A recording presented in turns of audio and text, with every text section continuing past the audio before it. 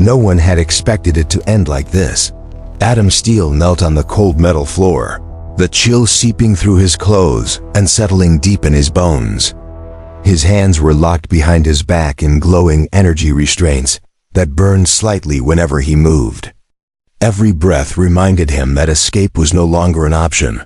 Altarian guards stood around him in silence, tall, imposing, their polished armor reflecting the white lights of the tribunal chamber. They didn't look at him like a living man. To them, he was just another violation code. Adam Steele, a voice echoed from the raised platform above. Terran reconnaissance specialist. You are charged with illegal entry into restricted Altarian space, espionage, and violation of the interspecies treaty. Adam kept his face neutral, even as his pulse thundered in his ears. The mission was never supposed to go this way. A stealth malfunction had turned a quiet intelligence sweep into a political catastrophe. The sentence, the voice continued. Is neural dissolution a pause or lifelong servitude? Adam spat blood onto the floor. Go to hell. The guards tightened their grip, forcing him lower. The administrator's eyes flickered with faint interest. Your defiance has been noted, but your execution would have consequences beyond your death.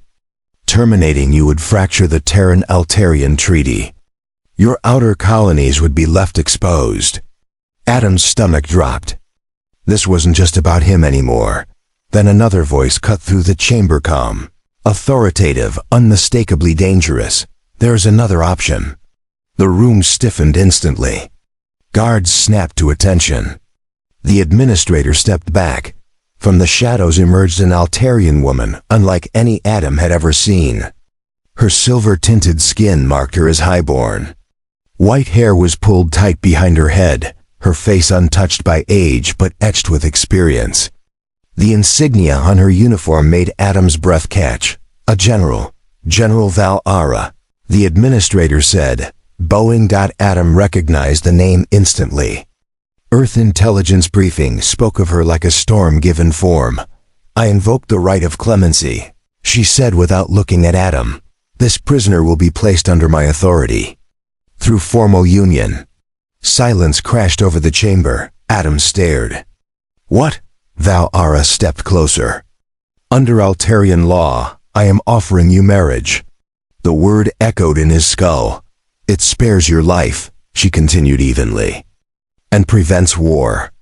Or you may accept the original sentence. Adam laughed a bitter, exhausted sound. You're old enough to be my... Choose, she said flatly. Life or erasure. The chamber doors slid open. Images flashed through Adam's mind. Earth. The colonies, people who would pay for his pride. I accept, he said quietly. The restraints vanished. He is under my protection. Val-Ara announced. Adam looked at the woman, who had just saved his life and claimed it at the same time. This wasn't a marriage. It was a different kind of prison. Her estate lay far from the capital silver forests beneath twin moons, guarded not by soldiers but silence. No walls, no patrols. Just quiet. His quarters were designed for a human body. Comfortable, thoughtful.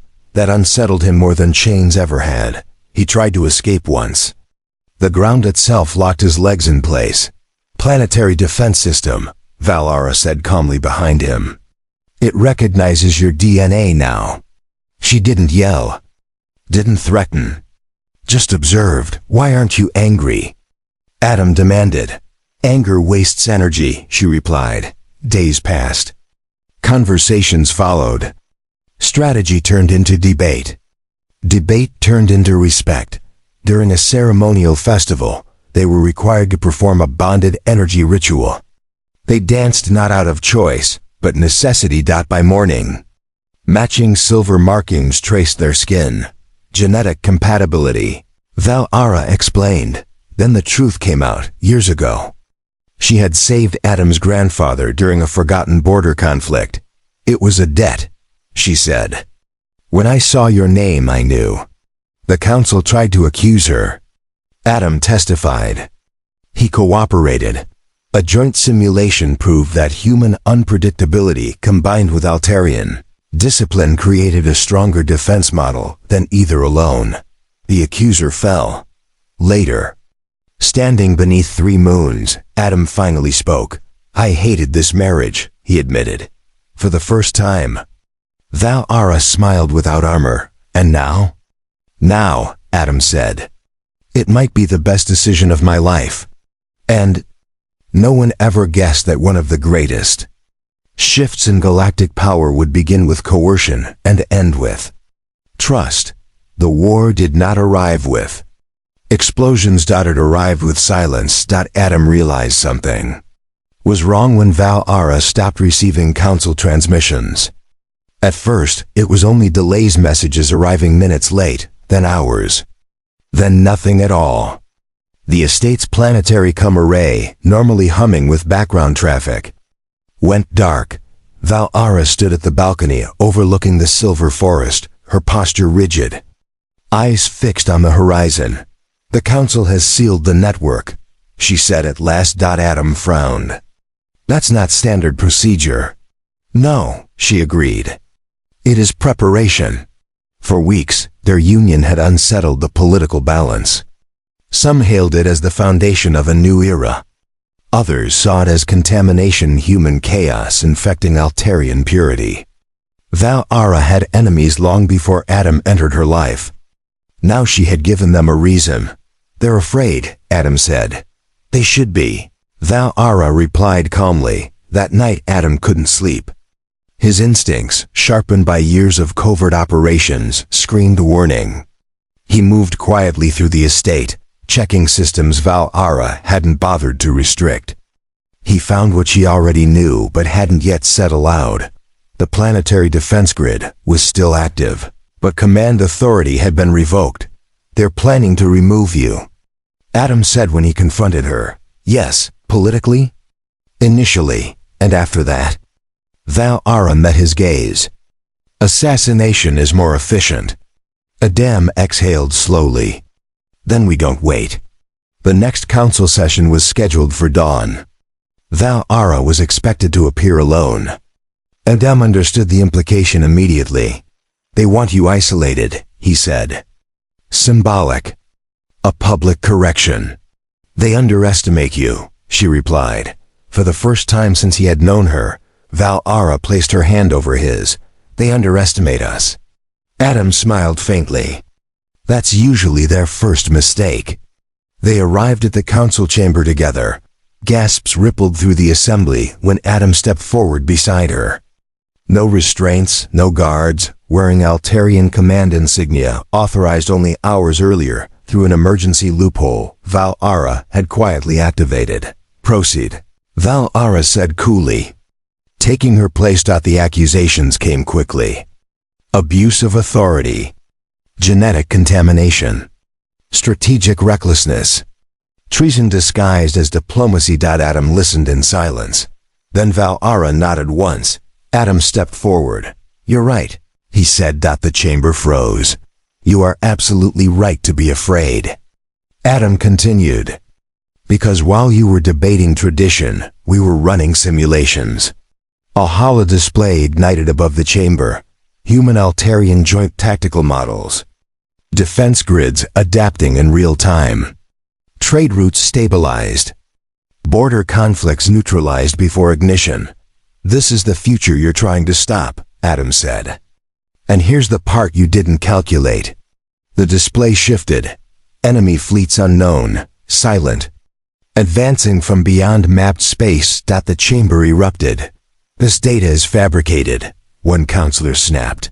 Val-Ara raised a single finger. The doors opened.